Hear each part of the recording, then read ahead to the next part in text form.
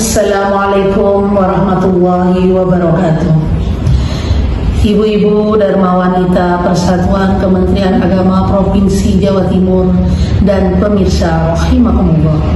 Alhamdulillah, hari ini kita telah memasuki 10 kedua bulan Ramadan yang mulia. Marilah kita tiada henti bersyukur kepada Allah atas segala nikmat yang tak terhitung banyaknya. Salah satunya adalah bisa berjumpa dengan Ramadan dalam keadaan sehat.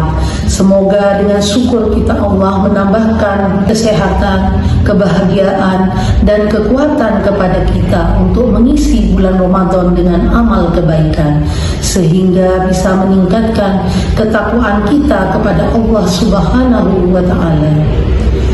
Salawatullah wa salamuhu, semoga senantiasa mengalir kepada Nabi Muhammad Sallallahu Alaihi Wasallam beserta keluarganya, sahabat-sahabatnya, dan para pengikutnya, dan semoga kita tergolong umat yang mendapat syafaat beliau. Amin, Allahumma amin.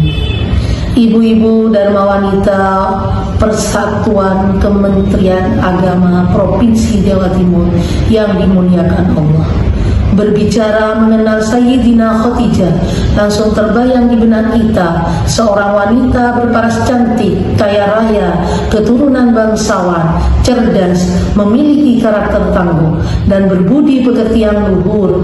Tak heran dengan segala keunggulan yang dimiliki. Khadijah menjadikan banyak lelaki dari kaum bangsawan mengaguminya.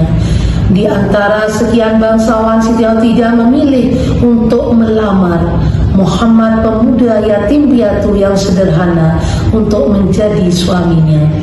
Khadijah yang memiliki harta kekayaan melimpah menyerahkan semua miliknya kepada suaminya. Muhammad melalui pernikahan tersebut lahir 6 orang anak, 2 putra bernama Qasim dan Abdullah, yang mana keduanya meninggal saat masih kecil, serta 4 orang putri bernama Zainab, Ruqayyah, Ummi Kalsum, dan Fatimah. Khadijah dan Muhammad hidup bahagia bersama putra-putri mereka hingga suatu hari Muhammad menerima wahyu untuk pertama kalinya, Iqra, yang artinya bacalah di Gua Hira, tepatnya pada 17 Ramadan 13 dan 6 Agustus 610 Masehi. Sejak saat itu Muhammad menjadi rasul terakhir dan menyibukkan diri berdakwah ke sana kemari. Dalam perjalanan dakwahnya, seperti yang diketahui, Rasulullah menerima banyak sekali tantangan dan rintangan. Beliau dihina, dicaci, dimaki, dihalang-halangi oleh orang-orang kafir, bahkan sampai dijuluki orang gila. Tak hanya sampai di situ, orang-orang kafir Quraisy memboikot dan mengasingkan Rasulullah beserta keturunan Bani Hashim ke sebuah pegunungan di pinggiran Mekah.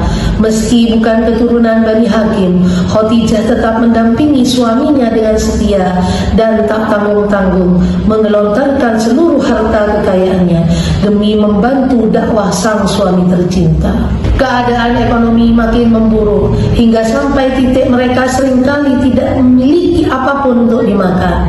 Dalam kisah diceritakan, suatu hari saat Rasulullah pulang berdakwah, melihat istrinya menyusui Fatimah yang masih bayi. Namun yang keluar bukanlah air susu, melainkan darah. Rasulullah kemudian menggendong Fatimah dan menidurkannya di atas ranjang. Lalu Rasulullah merebahkan kepalanya di pangkuan Khadijah. Dengan lembut, Khadijah membelai suaminya yang semakin terlelap. Sambil menangis haru, tetesan air matanya jatuh ke pipi Rasulullah dalam sekejap membuat sang utusan terjaga. Beliau melihat istrinya menangis lalu bertanya, "Apa yang sedang kau tangisi, wahai istriku? Apakah engkau menyesal bersuamikan aku, Muhammad?" Beberapa kali Rasulullah mengulang pertanyaan yang sama untuk memastikan jawaban dari istrinya. Dulu Khadijah merupakan wanita yang mulia, kaya raya, dipuja semua orang. Namun sekarang ia jatuh miskin, dihina, dicaci, hingga bahkan sering kelaparan dan tidak dapat menyusui dengan layak. Namun Khadijah menjawab, "Sungguh bukan itu yang aku tangiskan, wahai Rasulullah. Dulu memang aku adalah seorang wanita bangsawan, namun kebangsawananku telah aku berikan kepada Allah dan Rasulnya.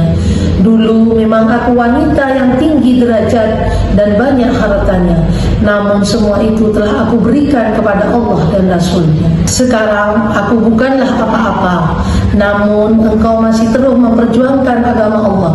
Sekiranya kalau nanti aku wafat namun perjuanganmu belum usai, lalu engkau ingin menyeberangi sungai maupun lautan, tetapi tak ada satupun rakit maupun jembatan, maka galilah liang kuburku, ambil tulang belulangku untuk dijadikan rakit dan jembatanmu, hingga engkau bisa bertemu manusia, kembali melanjutkan dakwahmu dan tetap memperjuangkan agama Allah.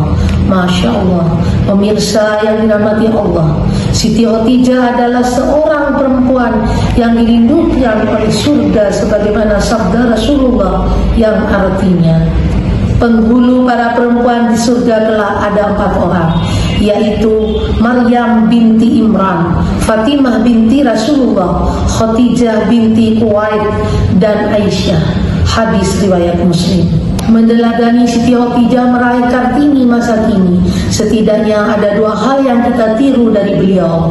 Yang pertama, mandiri dan cerdas.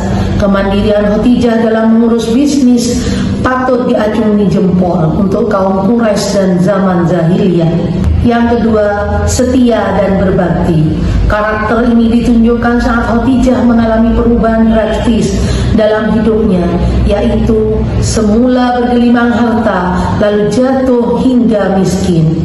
Ibu-ibu Dharma Wanita Persatuan Kementerian Agama Provinsi Jawa Timur rahimakumullah, hidup di zaman modern seperti sekarang, mari kita jadikan Siti Khadijah sebagai role model perempuan masa kini, sebagaimana cita-cita luhur Ibu Kartini, menjadikan perempuan Indonesia yang hebat, cerdas dan bermartabat, menjadikan perempuan yang berdiri dan duduk sejajar dengan laki-laki dan tidak melupakan kodrat seorang perempuan, menjadi seorang istri yang mampu menjaga dan mengangkat harkat dan martabat seorang suami.